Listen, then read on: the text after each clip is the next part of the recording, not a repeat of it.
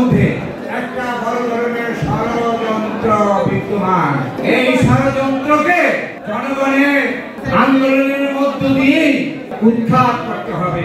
সংগ্রামী ছাত্র বন্ধুগণ, এদেশের মানুষ তার অধিকারকে কারোর কাছে জিম্মি রাখতে চায় না।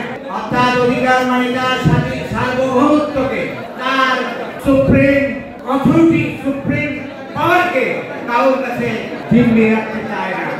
বাংলাদেশের বাইরে আমাদের বন্ধু আছে, কিন্তু আমাদের কোনো প্রভু নেই।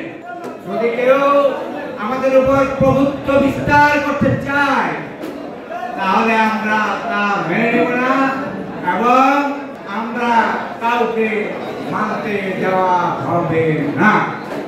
বাংলাদেশ জাতীয়তাবাদী দল এর প্রতিষ্ঠাতা শহীদ প্রেসিডেন্ট জিয়াউর রহমান 7 নভেম্বর সিপাহী জনতার বিপ্লবের মধ্য দিয়ে এদেশের রাজনীতিতে ওনার আবির্ভাব ঘটেছে।